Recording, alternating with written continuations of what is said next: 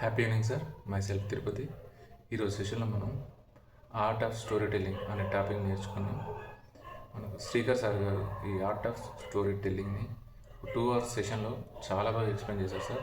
ఎక్కడ బోర్ కొట్టకుండా ఈ 2 అవర్స్ సెషన్ అప్పుడే గడిచిపోయిందని ఎలా చేశారు సార్.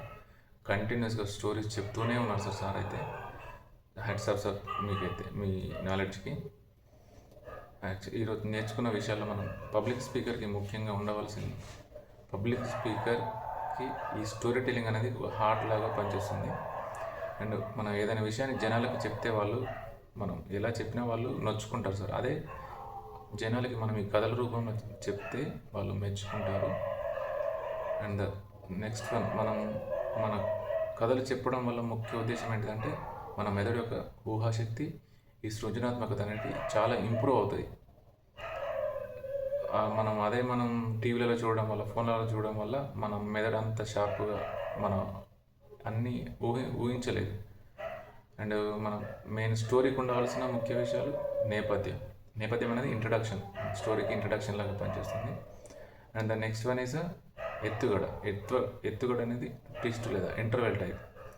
ఎక్సైట్మెంట్, మనకు జరగబోయే సన్నివేశాన్ని ముందు మంచి ఇంపార్టెంట్ సీన్ ముందు వచ్చేది ఎత్తుగడ, ఇంటర్వెల్ లాగా వస్తుంది. నెక్స్ట్ వన్ ఈజ్ కొనసాగింపు, ఆ ఇంటర్వెల్కి కొనసాగింపు, కొంచెం కంటిన్యూషన్ ఉంటుంది. And the third one is ముగింపు, ఫైనల్ కన్క్లూజన్. అందులో మనం స్టోరీ చెప్తాం, స్టోరీతో పాటు మన సందర్భాన్ని చెప్తాం. దానివల్ల మనం నేర్చుకున్న నీతి ఏంటిది అనేది కూడా ఆ ముగింపులో మనం చెప్తాం సార్. మనం చెప్పే ఏ అంశమైనా మనం ఒక ట్రైనర్కి, ఒక స్పీకర్కి మనం ఏదైనా అంశాన్ని చెప్తే అది మనం చెప్పే స్టోరీ అనేది మనం చెప్పే టాపిక్కి అనుబంధంగా ఉంటేనే అక్కడ నీకు అది సక్సెస్ఫుల్ అవుతుంది. అండ్ మ్యాక్సిమం స్టోరీస్ అనేది మ్యాక్సిమం 2 మినిట్స్ మోర్ దెన్ చెప్పకూడదు. 2 మినిట్స్ వరకే చెప్పాలి. ఎందుకంటే అంతకంటే చెప్తే జనాలకి, ఆడియన్స్కి కొంచెం బోర్ ఫీలింగ్ వస్తుంది అండ్ వాళ్ళు అంత పట్టించుకోకుండా ఉంటారని.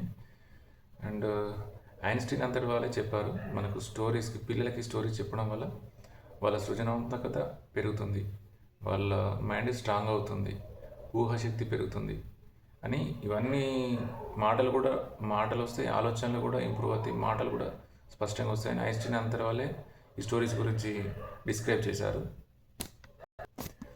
కథలు అనేది మన చిన్నపిల్లలకి చెప్తే వాళ్ళని అలరింపచేస్తాయి. అదే కథలు మన పెద్దవాళ్ళకి చెప్తే పెద్దలని ఆలోచింపచేస్తాయి.